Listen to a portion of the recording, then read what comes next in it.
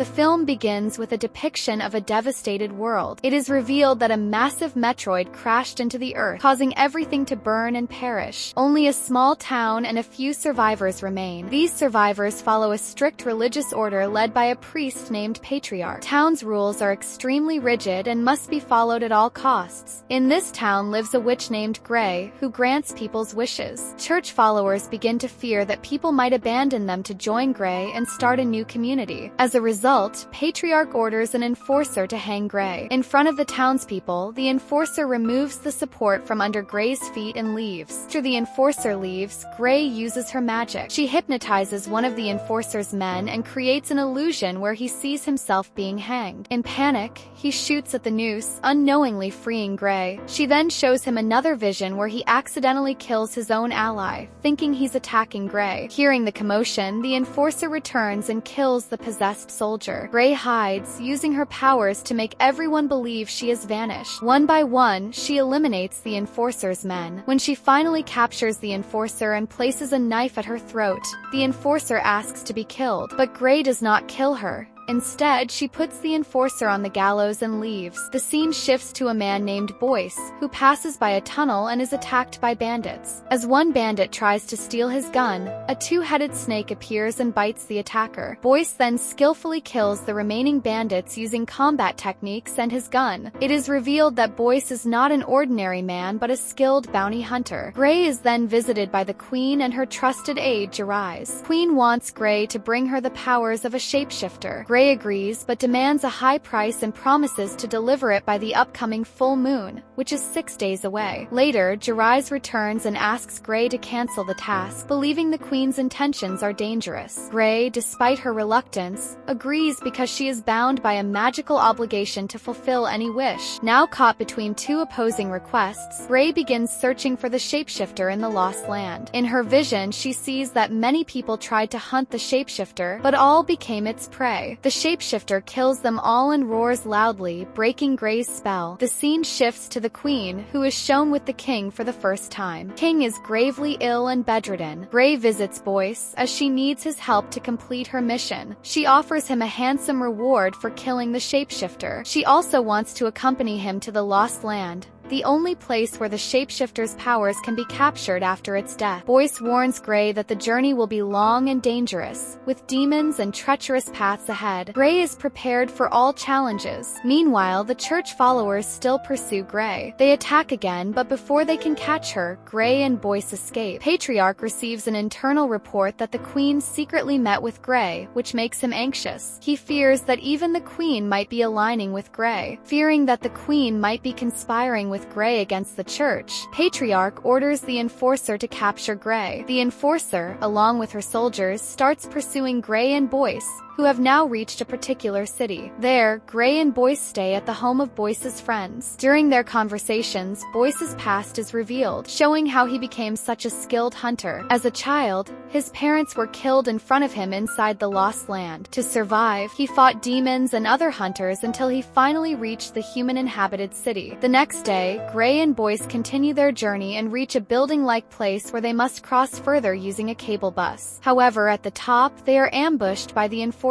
and her soldiers. A fierce battle begins. Boyce fights using his expert combat and hunting skills, while Gray uses her magical powers, hypnotizing enemies and attacking them. Boyce kills many with guns and knives. When they see a chance, both jump onto the cable bus. Several soldiers also board the bus to fight. Gray climbs on top and fights them off, killing many while Boyce battles them inside the bus. Seeing that she cannot catch them, the enforcer orders the cable to be cut. Cable is severed, and the bus begins to fall but gets stuck on a cliff. Gray tries to climb up using her knife, while Boyce attempts to climb the slippery rock face. Just then, the second cable is cut and their last support is lost. Despite the danger, both manage to climb the cliff using their knives. The enforcer takes out her sniper to shoot Gray, but through the sniper lens, Gray hypnotizes her again. The enforcer sees an illusion where Gray and Boyce have already escaped, allowing them to avoid capture. During the fight, Boyce is shot and suffers immense pain. He removes the bullet himself, and Gray stitches his wound. Meanwhile, the queen discovers she is pregnant. Now that she has an heir, she no longer needs the king. Her behavior toward him turns cold, and she wishes to separate. However, separation would strip her of the power she holds as queen. She immediately kills the king and lies to everyone, claiming he died due to illness. Gray and Boyce reach a city where they are attacked by strange demon-like creatures. These beings look almost human. Creatures appear terrifying. Before one of them attacks Gray, Boyce spreads oil around and sets it on fire. He knows these demons fear fire, but these creatures are smarter than expected. They emerge from underground, douse the flames, and begin advancing. Boyce fights them off while protecting Gray. Their survival surprises the demon leader, who appears before them. Gray uses her magic to hypnotize the leader and commands him to send the other creatures away. Taking the opportunity, she conjures an illusion of fire. The demons, fearing the illusion due to their beliefs, are consumed by it and perish. Boyce later asks why he didn't feel any heat. Gray reveals the truth. She never lit any fire. It was all an illusion, and the demons died due to their own fear. They approach the final city, Lost Land. Boyce again warns Gray that it's too dangerous ahead, but she doesn't stop. As they cross a bridge, they see the Enforcer with her large army approaching. With no other path, Gray comes up with a plan. She starts running across the bridge, prompting the Enforcer to increase her train's speed,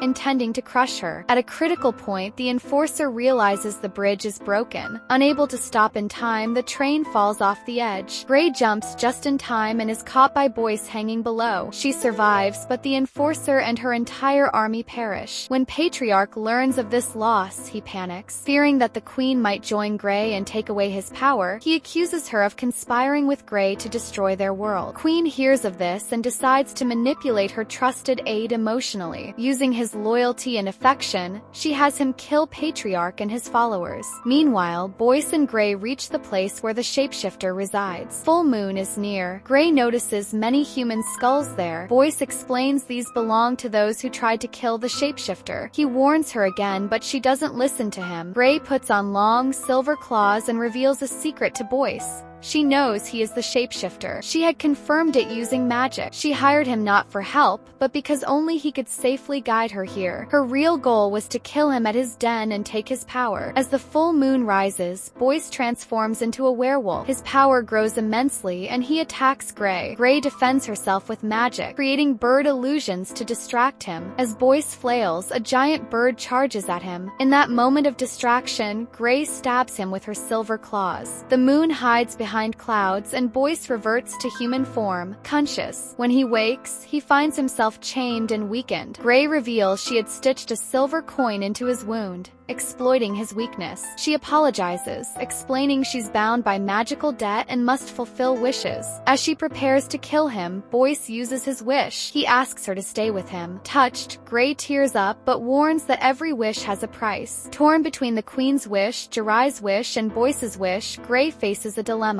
As the moon re-emerges, Boyce transforms again. Gray stabs him with a dagger, killing him. The scene cuts to the next morning. Gray holds Boyce's werewolf pelt. People rejoice upon her return. They had suffered under church rule, and Gray represents their hope. A rebellion begins. Church cross is brought down. Gray goes to Jiraiya and hands him the pelt, saying the queen must pour her blood on it to absorb its power. He reminds her of his wish, that she not fulfill the queen's. Gray reveals the twist. The queen wanted to become a shapeshifter to be with Boyce, not knowing only one shapeshifter exists. Gray had to kill Boyce to stop the queen's plan. Now, with Boyce dead, the queen belongs to him. When the queen learns of Boyce's death, she is devastated. She remembers Boyce telling her he wants to marry someone like himself. That's when she chose to become a shapeshifter. Grieving, she skips the ritual. Sunrise, the werewolf pelt burns to ash. In anger, the queen kills her aide, Jiraiya. But outside, she realizes her mistake. Jiraiya's army was her only defense against the rebellion. Meanwhile, Boyce regains consciousness. His soul had been tied to the pelt, and since it was never used, he comes back to life. Furious, Boyce confronts Gray with a knife, asking why she killed him despite his wish. Gray explains she foresaw the future.